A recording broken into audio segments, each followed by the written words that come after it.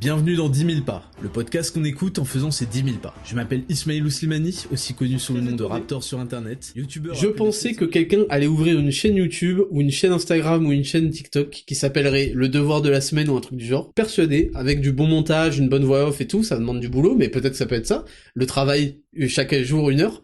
Et qu'il allait faire l'expérience en filmant, en documentant chaque semaine quand il a essayé de faire le défi. J'aurais trouvé ça grave intéressant et je pense que si la vidéo est bien faite, je la partagerai. Ok, je me lance. Raptor a lancé les podcasts 10 000 pas. Dans la saison 2 des 10 000 pas, il a lancé les défis de la semaine. Des défis de salope. Autrement dit, trop pour moi. Je me suis dit que j'allais me lancer dans les vidéos de ces défis à partir du 3e défi. Ce fut un bel échec. Un bel échec. Donc je me suis dit, c'est tout, je me relance au 4e défi. Mais il n'y en avait pas. Du coup, pas de défi numéro 4. Et j'ai pris la décision de travailler autrement, de refaire les 3 défis sur une seule semaine. Parce que je suis pas une salope.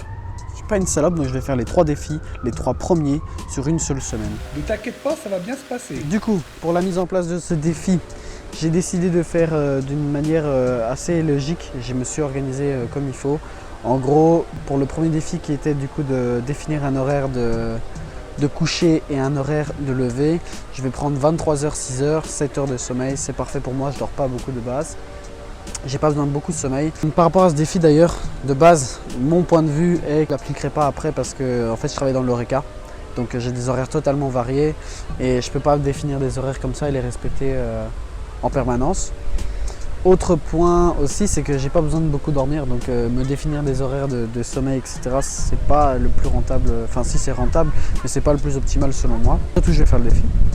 Le deuxième point, c'était fixer un horaire de travail. Je trouve ça vraiment cool parce que j'avais jamais fait ça. C'est un bon défi pour quelqu'un qui n'avait pas forcément précisé ça. Et puis au final, ça me permet de m'organiser, donc tant mieux. Je vais définir ça à 21h30 jusqu'à 22h30. Comme ça va être lié avec tous les projets. Parce qu'à 22h30, couper mon téléphone avant de dormir pendant 30 minutes, ça va me permettre de lire. En sachant que moi de base, je suis un putain de salope sur le TikTok à perdre du temps comme un con, passer des heures dessus comme un débile, donc ridicule.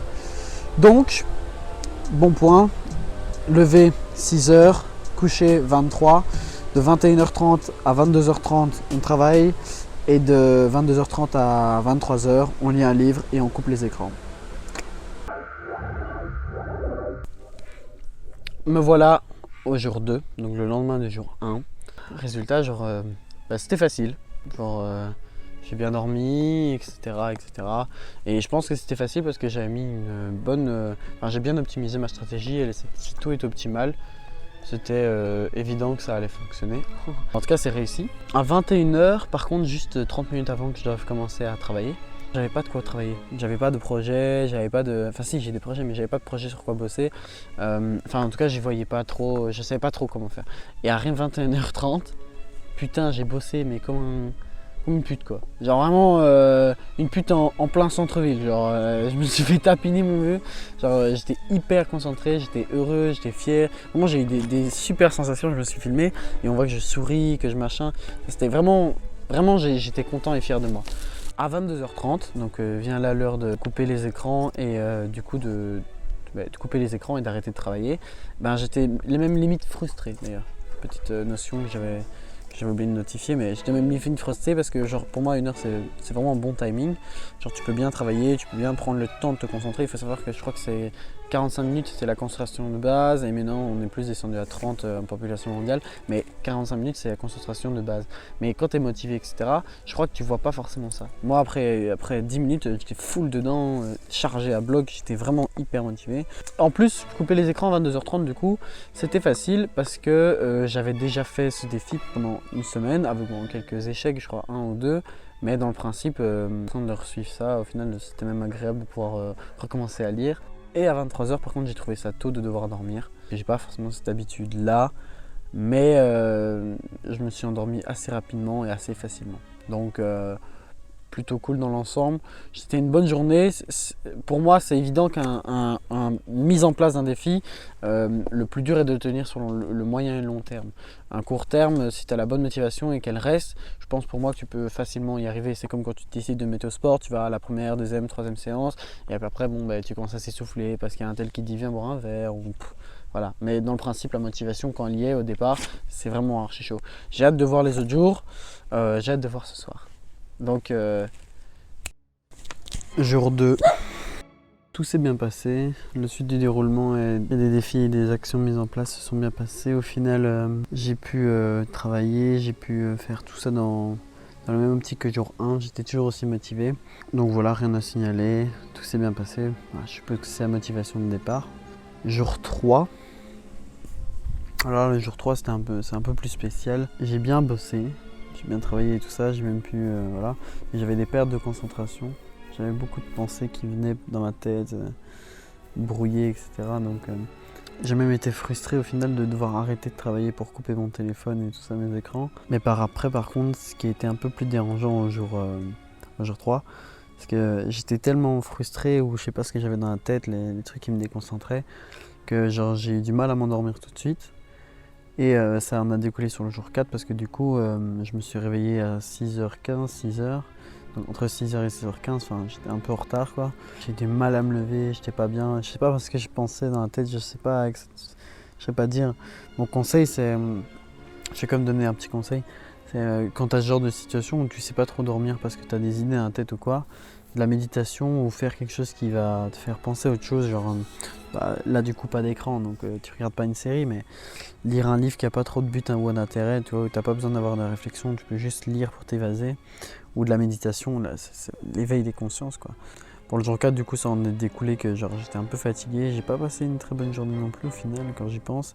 J'ai quand même bien bossé, mais j'avais pas un dégoût pour moi-même, ce serait trop dur de dire ça. Un espèce de ressenti un peu ouf, qu'est-ce que je viens de faire quoi. Genre c'est un peu chiant, genre j'avais un petit peu côté matin genre 4 avoir du mal à se lever, c'est un peu dérangeant quoi. Conseil, pas hésiter à faire de la méditation ou sortir son cerveau parce que du coup moi j'ai mis mes horaires de travail juste avant de devoir couper mon téléphone et juste avant de dormir, ce qui a fait que du coup il y a un laps de temps de 30 minutes où tu peux lire, méditer, faire de la bonne conscience quoi. Alors qu'au final là j'ai pas mis ça forcément en pratique parce que justement je crois que j'étais dans mes pensées et même voilà je l'ai pas fait de la meilleure manière je pense. C'est fini pour aujourd'hui, place au jour 5. Jour 5, j'ai clairement manqué de focus, je l'ai bien regretté, j'étais fort occupé. Au final j'ai quand même bossé et tout mais j'ai dû tout décaler de 30 minutes. J'ai compris que c'était quand même important d'avoir beaucoup de volonté et je pense que le mieux c'est de vraiment établir un calendrier avec, tu vois quand tu établis tes heures de travail, de bien te dire ok à tel moment, si maintenant j'ai du retard ou si maintenant t'es occupé ou... De bien établir du coup un moment où ta trade-line de travail n'est mise, le temps de ton sport et le moment où tu veux travailler sur tes objectifs. Comme ça tu es sûr d'avoir atteint... ce que tu veux faire quoi. J'aime bien Zephy mais au final je trouve que le même heure par jour c'est un peu compliqué surtout dans le Eureka. Jour 6, j'ai complètement hayac à cause du mood que j'avais du jour 5, j'ai tellement regretté que j'ai fait ma grosse pute. Après j'ai quand même bossé mais j'avais quand même un deuxième projet. Et au final c'est pas concrétisé quoi. Du coup c'est un peu dommage parce que du coup j'ai pas su couper mon téléphone et j'ai pas été dormir à la bonne heure. Un petit sentiment de regret par rapport à ces 2 jours parce que c'était à chaque fois pour des conneries. Mon conseil c'est de se dire que genre ces défis ils s'apprennent aussi à être disciplinés réellement quoi. C'est vraiment si tu perds ta volonté ou ton focus, tu perds de discipline quoi. Au final moi j'ai eu beaucoup de regrets et ça m'a donné envie de refaire ça bien quoi. Le jour 7. J'ai voulu relever les erreurs des jours précédents. Je me suis senti très mal d'avoir fait le jour 6 et 5 comme une merde. Je me suis vraiment senti comme une vieille salope sans détermination. Mais aujourd'hui, du coup hier, j'ai vraiment bien bossé. J'ai dormi à l'heure, j'ai coupé mon téléphone à l'heure. C'était vraiment chouette de se dire tout tu finis quand même bien quoi. Donc voilà, le jour 7 s'est bien passé. Au final ça m'a donné justement le truc en mode putain je m'étais dit que je faisais ça. Et ça m'a donné envie de le faire bien, en tout cas une dernière fois. Conclusion de cette semaine assez complexe au final parce que ça m'a beaucoup bridé dans mon parasocial. Au final c'était difficile de renoncer toujours aux sorties etc. mais je l'ai fait. Donc ça c'était pas un souci au final, même si c'était dur, il fallait beaucoup de volonté. Parce qu'il y a toujours une bonne raison pour sortir ou voir les gens ou tu vois être vraiment dans un axe social et focus quoi. Mais bon ça t'apprend la discipline hein, vraiment de dire tout, tu t'es dit que t'allais faire ça donc tu le fais. Au final mes échecs c'était justement ce manque de discipline ou de motivation ou de concentration sur l'objectif quoi. Pousser son esprit à ne pas céder et avoir le courage de faire les choses, c'est vraiment le conseil que je me dis, c'est apprendre à avoir cette discipline et ce courage quoi. Donc voilà, pour la conclusion, je dirais que c'était quand même de chouettes défis au final qui m'ont demandé beaucoup de concentration sur les objectifs etc. Donc couper son téléphone à 22h30, c'était quand même difficile parce que ça m'a demandé beaucoup de focus sur l'objectif et de volonté à garder en tête qu'il fallait que je fasse ces 3 défis en une semaine. Pour rappel, couper son téléphone à 22h30, aller dormir à 23h, se lever à 6h et travailler pendant 1 heure tous les jours à la même heure sur ses projets ou ses travaux divers. Quand j'ai décidé de faire ces défis, je pensais que genre ce serait difficile pour moi de ne pas passer du temps sur mon téléphone et au final ça m'a poussé à justement m'éloigner de mon téléphone justement. Donc c'est plutôt cool franchement, au final ça m'a permis d'apprendre un peu sur moi-même la discipline d'avoir une extinction d'office de son téléphone et puis de dormir comme il faut à la bonne heure etc. Enfin c'était quand même chouette. Néanmoins, avec mes horaires d'Oreca, etc., je continuerai pas le défi de dormir à la même heure parce que je trouve que c'est pas adapté à tout le monde en fait. Enfin, il faudrait vraiment avoir des bons horaires de bureau ou des horaires vraiment adaptés et se dire que tu travailles par exemple le matin. Mais par exemple du matin, moi je suis plus allé au sport que de travailler quoi. Je suis plus dans un état d'esprit où le matin tu te réveilles, tu mets ton corps en éveil, tu mets ton corps en fusion comme on avait expliqué avec la prise de vue de soleil. Raptor il a dit ça dans son podcast, c'est important de mettre de l'adrénaline etc. dans le matin.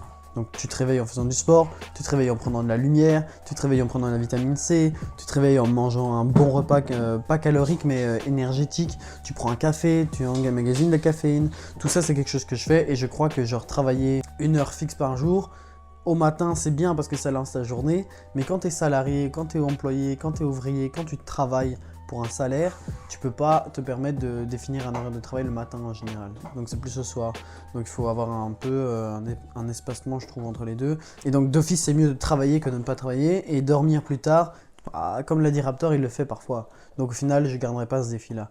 Couper son téléphone à 22h30, je pense que je vais garder le principe de couper son téléphone avant de dormir parce que j'en remets beaucoup mieux. J'avais un meilleur sommeil et j'étais moins agité. Peut-être aussi parce que je lisais, mais ça veut dire aussi que couper son téléphone 30 minutes avant, lire et dormir, c'est une bonne routine pour moi. Donc ça je vais adopter, mais pas de cette manière-là. Et travailler 1 heure par jour, je crois qu'on l'a bien compris que j'ai kiffé. Donc à mon avis, ça je vais le faire chaque semaine sans arrêt. Donc voilà, c'était un chouette défi. Et il m'a permis de bien creuser l'écart. Au final, j'ai bien focus, j'ai bu le cas mort. Vraiment, c'était vraiment super chouette de faire ce défi. Je remercie beaucoup Raptor pour tous ces podcasts qui sont vraiment intéressants. Et il y a beaucoup, tous les Dexascan et tout ça qui sont vraiment intéressants. Tu apprends un peu sur certaines choses. Et continue à creuser l'écart, keep it up et vibre au cœur.